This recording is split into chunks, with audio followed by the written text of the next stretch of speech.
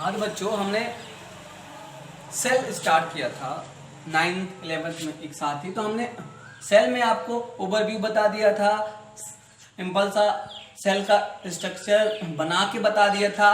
अब उसमें हमने फिर आपको माइटोकॉन्ड्रिया बता दिया था, ये बता दिया कि माइटोकॉन्ड्रिया को powerhouse of the cell क्यों कहते हैं। फिर हमने एक और उसमें सेल ऑर्गेनेल्स को बताया था जो था क्लोरोप्लास्ट, जिसको हमने बोला था कि ये साइट ऑफ फोटोसिंथेसिस है।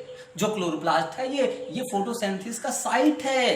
अब बात आती है फोटोसिंथेसिस क्या होता है। तो जितने भी ऑटोट्रॉपिक ऑर्गेनिज्म हैं वो फोटोसिंथेसिस करते हैं अपने फूड को बनाने के लिए। हम लोग हेटेरोट्रॉपिक हैं, हम लोग कहीं ना कहीं डायरेक्टली या इनडायरेक्टली ऑटोट्रॉपिक ऑर्गेनिज्म पे मतलब फोटोसिंथेटिक ऑर्गेनिज्म पे डिपेंड है। तो अगर हम क्लोरोप्लास्ट का स्ट्रक्चर देखें तो जो क्लोरोप्लास्ट है वो सेल के साइटोप्लाज्म में एम्बेडेड फॉर्म में पाया जाता है। माइटोकॉन्ड्रिया की तरह ये भी एक डबल मेम्ब्रेनस स्ट्रक्चर होता है। क्लोरोप्लास्ट का भी डबल मेम्ब्रेनस स्ट्रक्चर होता है। एक को आउटर मेम्ब्रेन कहते हैं और एक को इनर मेम्ब्रेन कहते हैं। एक को आउटर मेम्ब्रेन कहते हैं और एक को इनर मेम्ब्रेन कहते हैं।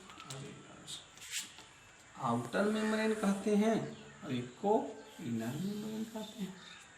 ये भैया आउटर मेम्ब्रेन हो जाएगा, आउटर मेम्ब्रेन,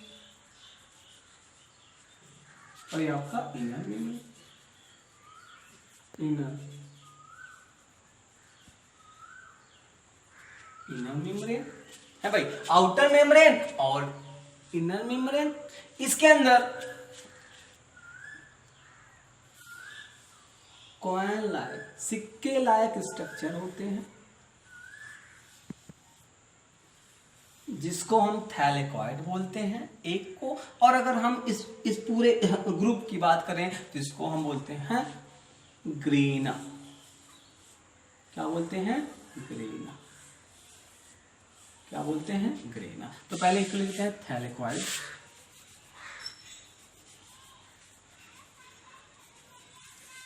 थैलेकॉइड, और इस पूरे पोर्शन को बोलते हैं ग्रेना। क्या बोलते हैं? ग्रेना। इस ग्रेना के बीच में एक स्टॉक लाइक स्ट्रक्चर अटैच आता है, इसको बोलते हैं लैमिला।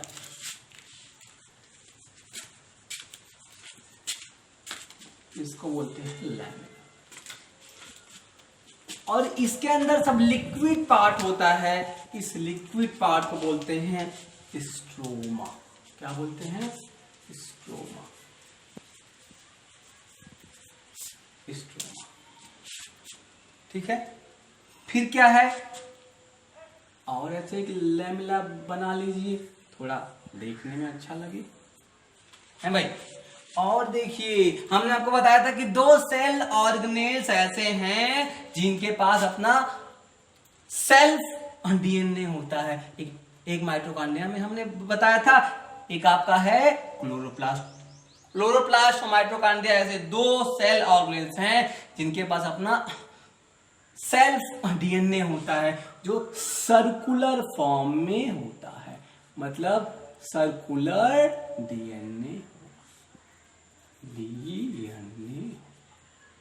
और एक चीज हमने आपको बताया था माइटोकॉन्ड्रिया में कि माइटोकॉन्ड्रिया में 70s राइबोसोम होता है जो कि प्रोकैरियोटिक का कैरेक्टर है। लेकिन यूकैरियोटिक के केवल दो ऐसे सेल ऑर्गेनेल्स हैं, माइटोकॉन्ड्रिया, क्लोरोप्लास्ट, जिनके अंदर 70s राइबोसोम पाया जाता है। तो यहाँ भी सिंपल से राइबोसोम का स्ट्रक्चर बना लेंगे तो ज्यादा अच्छा रहेगा।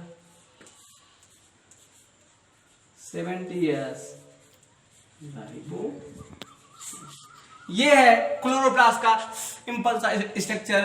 क्लोरोप्लास्ट को किचन ऑफ द सेल बोलते हैं क्योंकि जो ऑटोट्रॉपिक ऑर्गेनिज्म है, ऑटोट्रॉपिक ऑर्गेनिज्म फोटोसिंथेसिस का प्रोसेस क्लोरोप्लास्ट के अंदर ही करते हैं। मतलब जो साइट ऑफ फोटोसिंथेसिस है वो क्लोरोप्लास्ट है। कई बार क्वेश्चन आता है कि साइट ऑफ फोटोसिंथेसिस क्या है, तो भैया साइट ऑफ फोटोसिंथेसिस क्लोरोप्लास्ट है।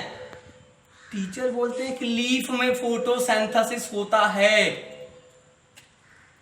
हम बोलते हैं फोटोसिंथेसिस वहां होगा